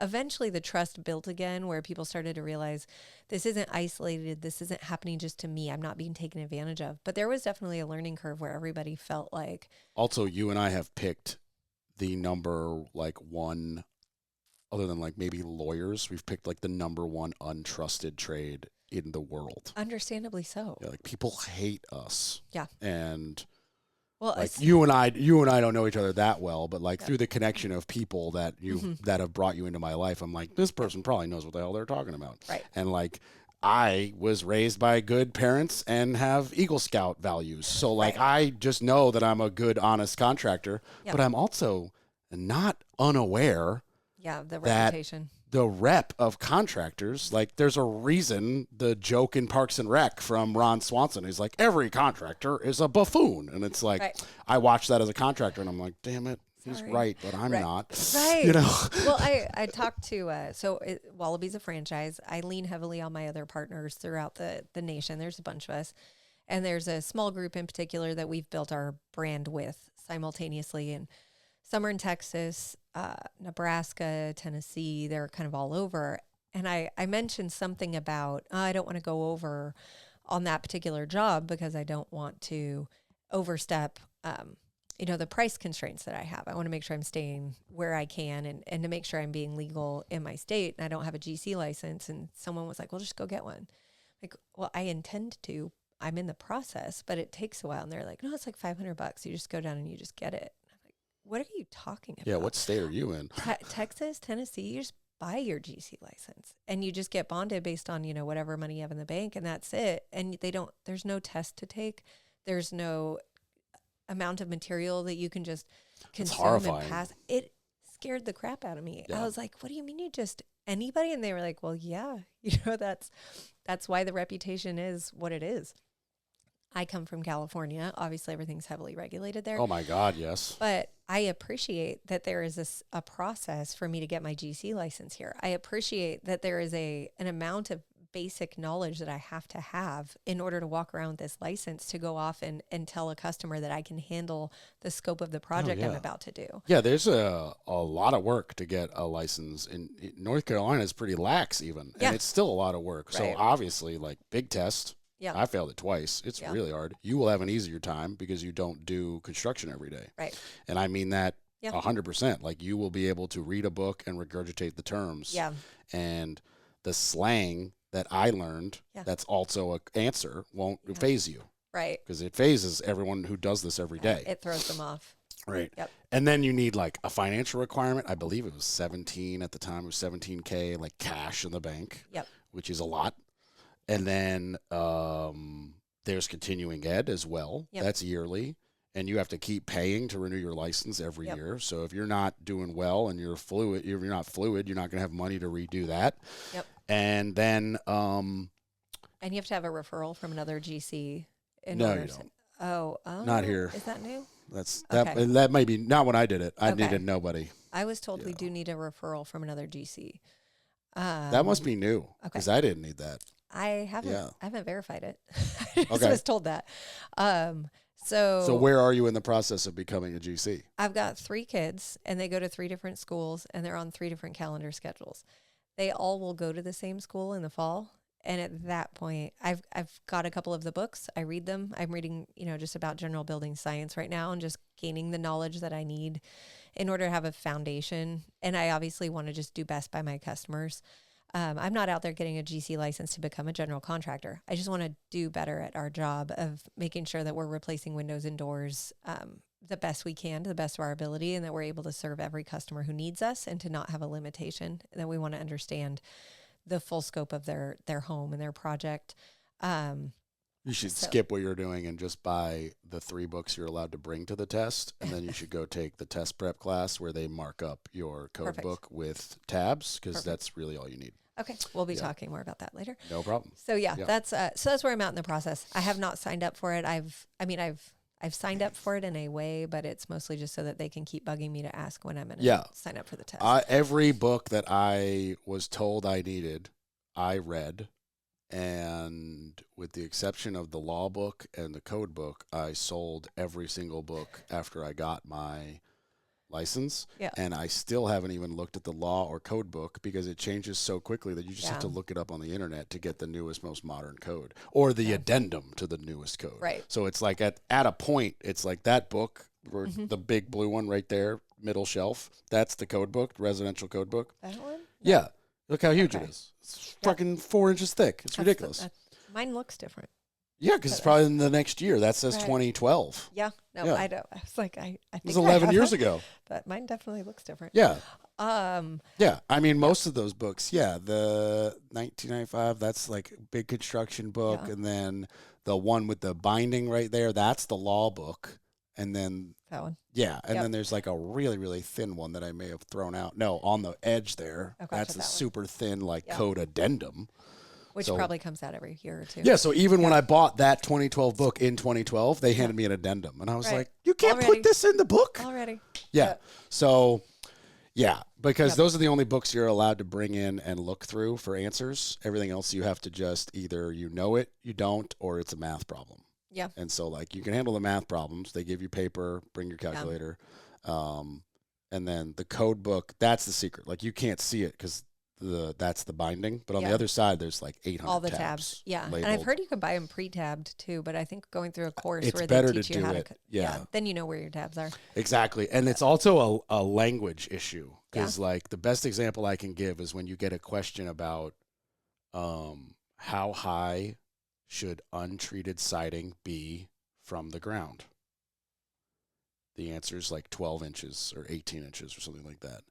But your brain wants to go to the appendix and go to R to go to rot because it's going to rot. That's what you're avoiding. Yeah. Not in the book. You need to just know that the term is decay.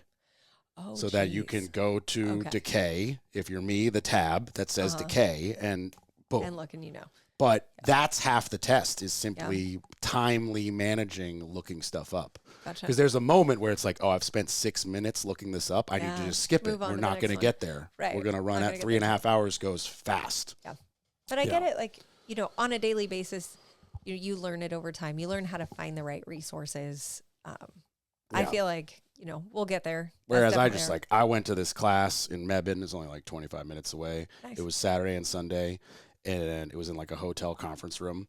And basically he was just like, we just did practice tests and tabbing the book. Nice. And then he was like, and oh, by the way, you can take this class for free for life because you've paid the one time. Nice. So when I failed the test twice, I went back to him. Okay. And I was like, okay, this is the same book with the same tabs. Now we're adding more tabs and highlighting some stuff. And then the third time I killed it. Like, nice. So, nice. But I'm dyslexic, so that helps. Yeah. It helps add extra layers of complication. Of bullshit is what yes. it adds. Man. Yeah. Friggin' yes. Right. So the circling all the way back. Wait, back to Windows? Yeah, all the way back to Windows. The last two things are, well, we mentioned trim. So it's like the last half of thing is your inside trim. You're either going to add wood. You don't need PVC at that point. Right. Well, once again, this depends on how you installed it, right? Did you install it from the inside or the outside? So then, right. If you installed it from the outside, like a new window with a nailing fin and tape and PVC trim, you don't need PVC on the inside. That's overkill, though. If we're being honest, my entire new house is getting 1x6 PVC baseboard in the whole house because I am a psychotic person. But that's me. Easier to clean. So easy. Oh my God. And then basically, and then does it open and close? You gotta what'd you say? I said, then does it open and close? Well, we're going to assume it open and closed. Then the last two things that I can think of are potentially a minor paint touch-up. Yeah, some caulking or whatever you Caulk want and to do. paint, Yeah. putty, the nail holes and whatnot. And then check your weep holes. Rehang. Yeah, check your weep holes, especially in the brick world. And then rehang your blinds. Yep. If there's a blind. Like in this particular instance, you'd have to pop that off. Yeah, you probably need to. And then pop that back in. Yeah, and it just depends on what your window treatment looks like before and whether we came in from the in or the out and whether your blinds are going to fit anymore. Yeah. Yeah. Yeah. That's where the big box does win because you can take your blinds and they'll like trim an inch off each side and you can just throw it back up. Yep, so they'll take care of it. Yeah. Yeah. Or you call Cover Gals who have been on my podcast All and they do blinds and drapes. Perfect. And yeah, there you go. All right, Cover Gals. Got it. You call me. I'm a Rolodex. Yeah, Yeah, I no got kidding. I got, You got the all the people. contacts. I got all the people. You need a website. Yeah. You need blinds. It's important. You need an electrician.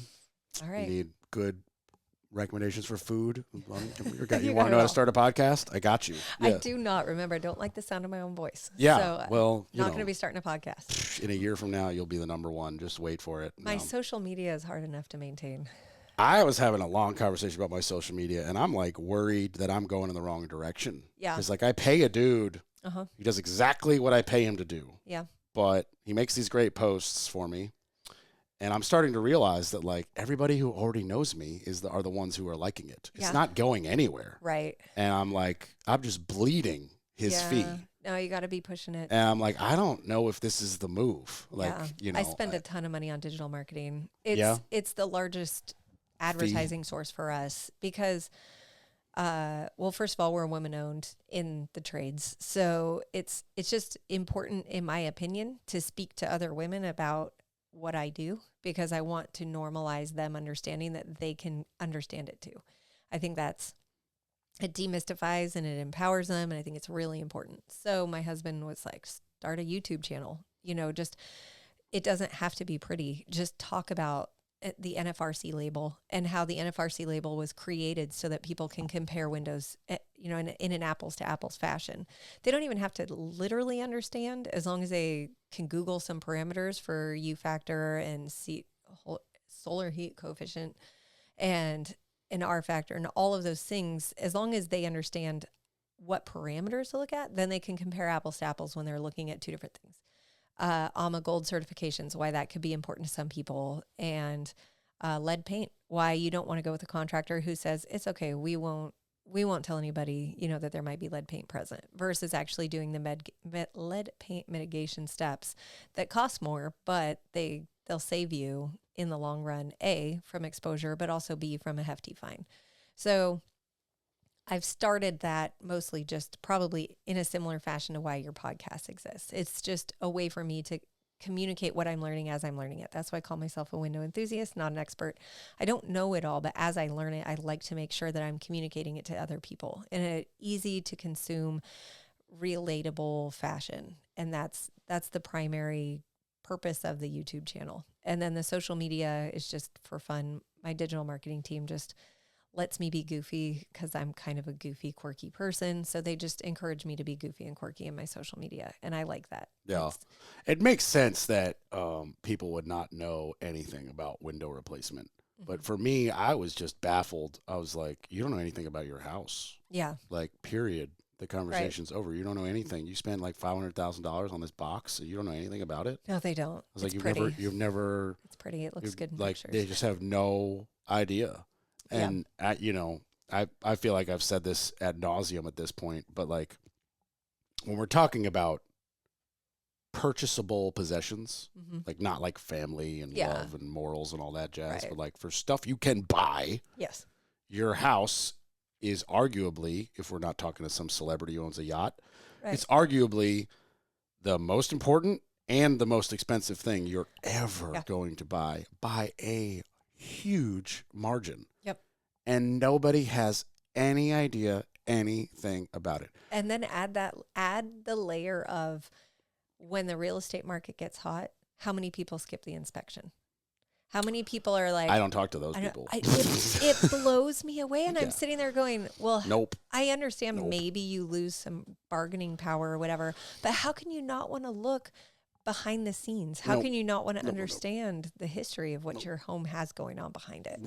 The only time you're allowed to skip an inspection is when you're me and we're gutting the house to the studs, because then everything in the inspection doesn't matter. But if you want to move into a house, you're not, and you don't get an inspection, you're actually dumb. Right. Like, you are a stupid person, and like people are like, don't be harsh. No. This is not harsh. This is a fact. Like you're dumb and stupid. Well, and you might as well just go to Vegas. I don't like you. Absolutely. You're gambling this massive purchase you just, related. It is this massive purchase that may actually cost you more than the value of the home if it's not properly inspected. I have friends back in California before we ever got into windows. Ironically, it's a window story. They noticed that their kids were always sick. And it was weird to them. They thought maybe they had like a genetic something going on or autoimmune something going on. And they kept going. Years and years go by. They can't figure out why their kids are constantly sick. And then eventually something went wrong in a window. And they realized, okay, we got to have somebody out to look at it. It led to them discovering that the windows were installed in the wrong direction. And it had been allowing water into the drywall. It had been allowing water into the subfloor. It had been allowing so much moisture into the home that the mildew was so rampant that their family was sick for years. Oh yeah, insulation is a giant water absorbing sponge. Right. And for them it was. And the homeowner's insurance was only going to cover $15,000 of the renovation work. And which is not even new windows. No, it's not even anything, right? And they needed everything redone to get their family back to healthy. Right, you're gutting to the studs now. Right. Because the drywall absorbed moisture, trash. Everything. You gotta, maybe the studs were okay. Maybe, but I think a lot of them needed to be replaced. Yeah, or at least like sistered. Yeah. And then obviously the windows. Right. And everything we just talked about, floors, the trim, the paint, the floors are gone. Right. Your insulation, insane. The exterior, the siding. And with all that insulation, who knows if the electrical is okay. Right. I mean, they ended up spending $400,000 or $500,000 when it was all said and done. All the work that they basically rebuilt their home, and when we moved, they were still suing the insurance company to try to get them to cover it because they felt like that's why you have homeowners insurance, right? But they'd found a loophole. It was water damage, and they felt like it should have been noticed beforehand or something. I don't remember what it was that they felt was their loophole to get out of it, but that's what can happen, right? If they don't, and I don't know if they properly inspected that home when they bought it, but I know that that's the level and the magnitude of what's possible also, if you don't inspect a home inspector worth half his salt would have looked at a window in 8 seconds and gone, that sill is slanted the wrong direction. Right. That's backwards. Like, how'd you even... Shouldn't open How did it even go in? Like how did it how'd they attach it to the house? Yeah, no, I have no idea. Yeah. Blew me away. Anyhow. I have clients in Cary who, by my advice, they are going to try to sue the town of Cary. Wow. Because there is no way that everything that has gone wrong in their house should have happened. Like the inspectors should have stopped this. Yeah. Before there was sheetrock, before there was insulation, before whoever they bought it finished it. Like, it is not okay. Well, that successfully happened in Durham, right? Just like a month ago or so. That guy who... I don't know. What happened? It was all over the news recently. I don't watch that. It was in Durham. Yeah, I remember I have to advertise on social media, which means I have to be on social media liking other people's things in order to help I do the same things. I just don't watch the news. But anyway, tell me about the story. It was a news clip on social media. So it was, I'm going to get all the details wrong. I didn't retain much of the detail. That's okay. Just don't say anyone's name and give me the gist. Essentially, a GC had worked on somebody's home and done a bunch of renovations, and maybe they built it. Anyhow, it was a significant renovation. But when they came in, I mean, everything was to the point where it was so dangerous to live in, they could never move into the home. Mm-hmm. And they went after the town saying, you guys approved it. Your inspectors you said it passed code and you said it was livable. It's not. You guys are part of this problem. And 100%. And they were able to successfully sue the guy, I believe. But we'd have to look into it further. I offered for free to be a witness when they go to court because I was like, you asked me to come. Well, so first of all, they don't bring me into the job till it's like gutted and they've gone through 2 plumbers who basically are just like, we don't want to do it. Right. And they were like, we need a plumber, Corbett. And I was like, I don't care if we have to bulldoze your house. My plumber will not quit. Let's go. Yeah. They were like, this is what we needed to hear. And I was like, cool. I called Right. Tommy and I'm like, game on. Just figure it Cut out. everything, reseal everything, test it all, pressure test it to the moon. He was like, it's going to cost this. I was like, I don't care. Right. Like Gotta get done. it has to be done. Yeah. This is not a, we could maybe do it. It has to just be done, dude. Get it done. Right. So he goes and he gets it done, but he's like, man, how did they do that? Blah, blah, blah, blah, blah. How did it's like, he's like, I can't get to this pipe. How'd they physically put it in? I was like, man, I don't know how they passed framing inspection. And then I start to hear from the homeowners that they have the like head of the inspection department coming out for free to talk to them all the time. And I was like, Red flag. I was like, inspectors aren't nice. Inspectors don't come out Right. for free. Inspectors don't answer their phone. What are you talking about? Like, there's no way that Durham is the worst and Cary has every nice inspector in the world. I was like, Right. I don't believe that. Hey, And then- everybody's nice in Cary. It's the friendliest Oh, place. to sure. live. Yeah. Okay. Yeah. Well, all the New Yorkers have moved to Cary and they just lost their whole edge. Yeah. Right. Okay. Sure.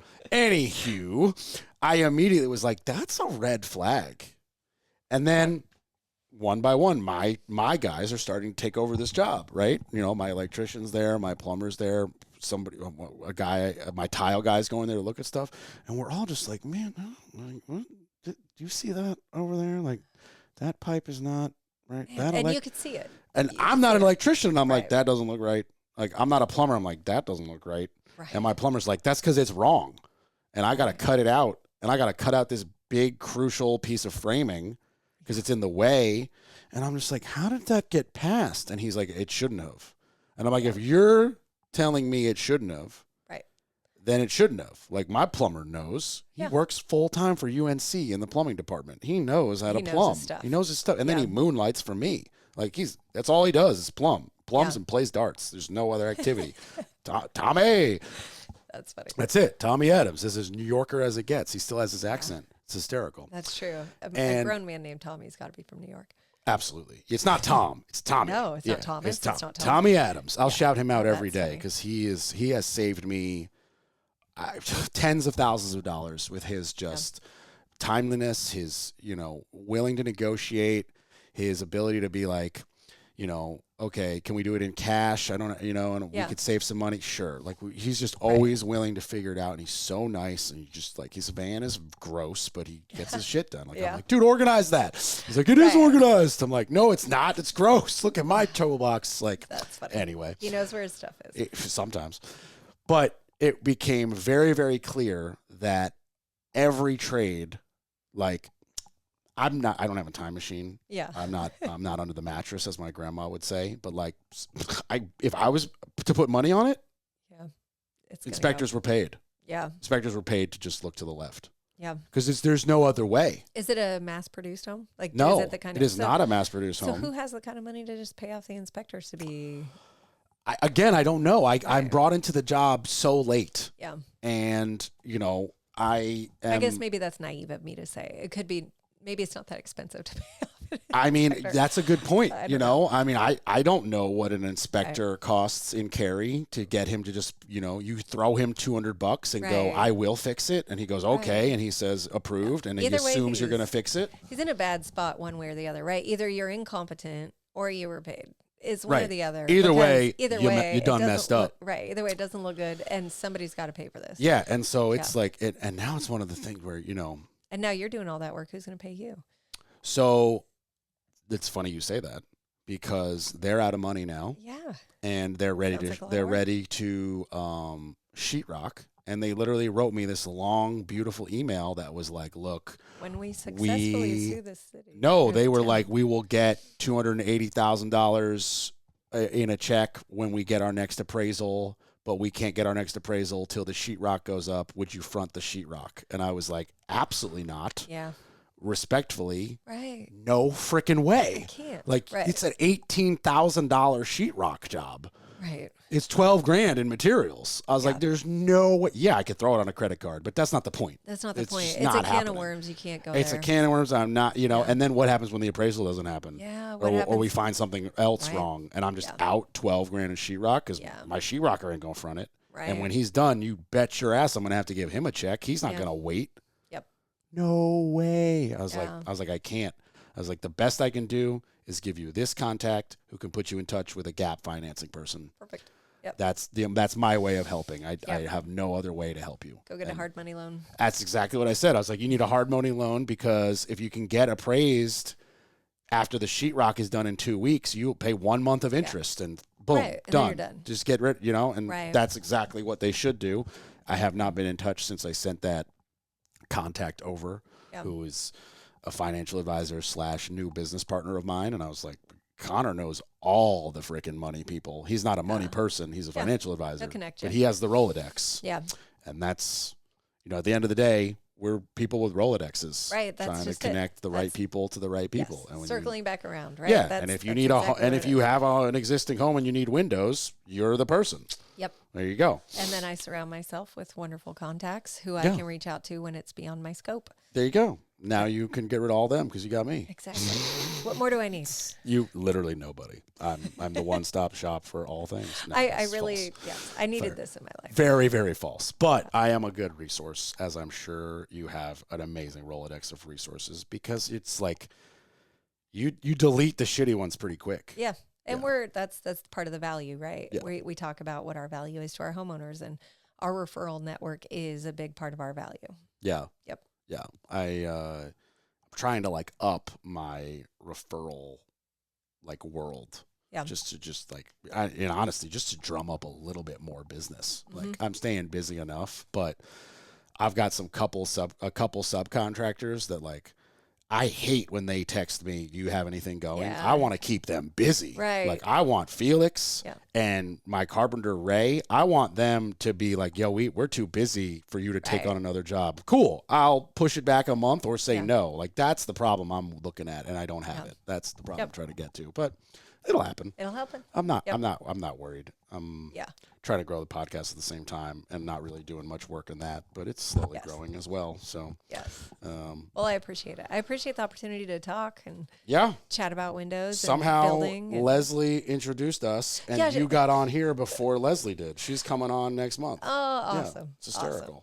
Yeah. That is really funny. That's she told me I got to reach out to you and chat with you. You were a good builder contact for me. Yeah. And you even have a podcast, was kind of how it was presented to me. So I gotcha. Now I got to learn all about you, your standards, your OSI, and know that we're well aligned. Oh, absolutely. We just got to do it in a public way. Yeah. There's just I've told clients straight up that I'm just the wrong person. You need a cheaper person. Mm-hmm. I was like, you need somebody who isn't even gonna rip you off and cut corners. They're just less years in, and they have guys that'll do it cheaper. And I just I'm at the point where when one of my trusted subs gives me a number, that's the number. Yeah. And I know that he spent a lot of time and money coming up with that number. Right. He knows energy, and he knows his stuff. I'm not going to haggle him over whatever, I'm going to be like, okay, if the electrician thinks this is what it costs, this is what it costs. Yep. And you need either an unlicensed electrician who's not going to pull a permit, or you need to not do the job, or you need to adjust your fixtures, or you need to just realize that you're unknowledgeable about what things should cost. Or you're 10 years behind, like what the reference you made about the video, where it's look at this video. That video is from 2003. Nothing costs what it cost in 2003. Go get a cheeseburger for that same price. Right. And then let me know where I could go get that cheeseburger. Yep. Right. It just doesn't exist. There's a perspective shift, and then there's a knowledge or a lack of knowledge. Mm-hmm. And, with my podcast, your YouTube. I mean, that's what we're trying to do. We're trying to educate. Yep. Help people get there. Yeah.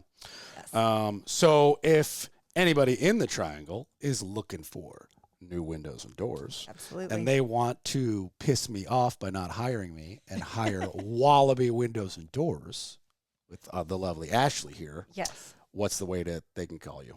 They can give us a call at 919-244-2384. That's my personal line. I'll take your call and address any questions you've got. Or if you just want to hop on and schedule an appointment, wallabyraleigh.com. It's the fastest way to do that. And follow us on social media, Wallaby Windows of the Triangle area, either Facebook or Instagram. And those are your two, Facebook and Instagram? Those are my main. And then our YouTube channel is the Carolina Window Consultant. Okay. And then you'll just be able to watch me talk about windows. Yeah. I stopped saying about my YouTube channel because it's just the podcast on YouTube a week later. And I was like, everyone's on Spotify. My digital marketing team edits my videos and stuff like that so that it's subtitled and things like that. So it does have a little enhancement versus just the I do not.